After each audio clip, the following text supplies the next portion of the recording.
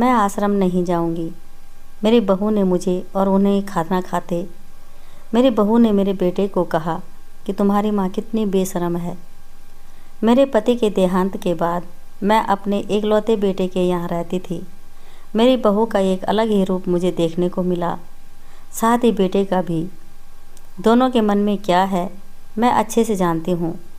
वो चाहते हैं कि मैं वृद्धाश्रम चले जाऊँ। उनके जाने के बाद मुझे यह सब देखना और सुनना पड़ेगा, इसका मुझे अंदाज़ा भी नहीं था। पर मैं मन मानकर अपने बेटे के और बहू की बातें सुनकर भी यहाँ रहती हूँ, क्योंकि मुझे मेरे पोते और पोती दिखाई देते हैं। उनकी झलक पाकर मुझे सुकून मिलता है। मेरी बहू को कोई दिक्कत नहीं हो, इसलिए मैं घर के बाहर रहती हूँ। बेटे ने थोड़ी मेहरबानी की है तो ऊपर टीन की चादर लगवा दी है। समय समय पर थोड़ा राशन दे देता है तो मैं अपना खाना बना कर खा लेती हूँ। मैंने अपने बेटे को कह दिया है कि मेरी वजह से उन दोनों को कोई प्रॉब्लम नहीं होगी, बस मुझे यहीं रहने दे, इसी घर में मुझे मर जाने दे। मैं बस यही चाहती हूँ। मैं अपने आप को खुशकिस्मत समझती हूँ कि मेरे बेटे और बहू कम से कम मेरे लिए इतना तो कर रहे हैं। मेरा बेटा सुबह 9 बजे नौकरी जाता है और बच्चे भी उसी समय स्कूल जाते हैं। फिर शाम को 6 बजे मेरा बेटा वापस आता है। बच्चे 3 बजे आते हैं। उन्हें आते जाते निकलते देख मुझे बड़ा सुकून मिलता है। मेरे पति के दोस्त थे, उनकी पत्नी का भी स्वर्गवास हो गया है। उस समय पर वो हमारे घर पर आया करते थे। उनसे हमारे अच्छे रिश्ते थे। उनका घर हमारे घर से थोड़ी दूरी पर था। पैरों में समस्या हो गई थी, ठीक से चल भी नहीं पाते थे। वो बड़े दिनों बाद मेरे यहाँ आए।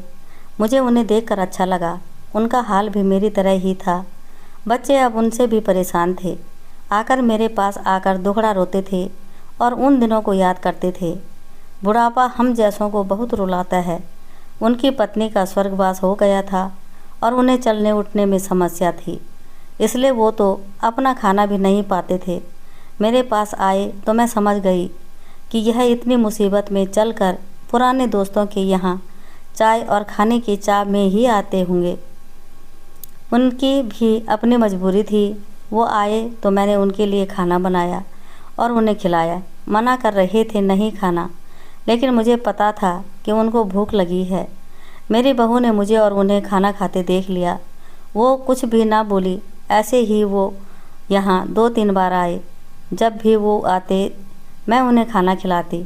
फिर उनके जाने के बाद जब मेरा बेटा आया तो बहू कहती कि तुम्हारी माँ कितनी बेशर्म है, पता नहीं किस किस को आजकल बुलाकर खाना खिला रही है। बड़ी मुश्किल से कमाई जाता है और यह लुटाने में लगी है। इनका राशन बंद करो, कुछ दिन भूखी रहेगी तो अकल ठिकाने आएगी। मैंने कहा कि मैं अपने हिस्से का उन्हें खिलाती हूँ, तुम्हारे पिता के पुराने मित्र हैं। फिर भी बहू का उल्टा सीधा बोलना शुरू रहा।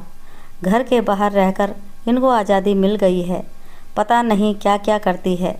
बेटा भी बोला कि कुछ दिन भूखा ही रहने दो इन्हें। मुझे मेरे बेटे ने घर के पीछे सीढ़ी के पास ले जाकर बिठा दिया। कहा कि अब यहीं बैठो। मेरे तो अब आंसू भी सूख गए थे। अगले दिन मुझे खाना नहीं मिला। मेरे टीन के उस छोटे से कमरे को बहू ने तोड़ दिया। एक दिन पूरा भूखा रहने के बाद मैंने सोचा कि मैं गलत कर रही हूँ। मुझे अब अपने बेटे के यहाँ नहीं रहना चाहिए और शायद गलती भी मेरी ही है। मेरी ही परवरिश में कोई कमी रह गई है, तभी तो यह परिणाम आया। अगली सुबह मैंने अपने बेटे को कहा कि मुझे वृद्ध आश्रम छोड़ा, अब मैं तुम दोनों को ज़्यादा परेशान नहीं करना चाहती। बहू ने कहा कि एक दिन भूखी रही तो अकल ठिकाने आ गई ना। बेटे के चेहरे पर भी अजीब सी खुशी थी। जल्दी से तैयार हो गया मुझे छोड़ने के लिए। बहू कह रही थी कि आज की छुट्टी ले लो, यहीं आसपास मत छोड़ आना, कहीं 3 दिन में वापस आ जाए। मैंने अपनी बहू से कहा कि बेटी चिंता मत कर, मैं अब नहीं आऊँगी। मैंने अपने पोता पोती को गले लगाया। मुझे पता था कि अब मिलना नहीं हो पाएगा। बेटे को जी चाहती थी कि एक बार जी भर के गले लगा लूं, लेकिन वो बोला चलो जल्दी करो। मैंने बहू को कहा कि बेटी अपना ध्यान रखना। मेरा बेटा मुझे छोड़ आया वहाँ आकर मैंने देखा कि मेरी तरह कई हैं, थोड़े दिन उदास रहते हैं, फिर सच को स्वीकार कर लेते हैं। मैं अब यहाँ खुश हूँ, कुछ काम भी करती हूँ। मैं चाहती हूँ कि ऐसा कहूँ कि ऐसा किसी के साथ ना हो, लेकिन ऐसा कब किसके साथ हो जाए कोई बता नहीं सकता। लेकिन माँ बाप को ऐसे समय के लिए भी तैयार रहना चाहिए। बस बच्चों को पाल कर बड़ा कर दो, उनसे कुछ उम्मीद मत रखो। जय श्री कृष्णा।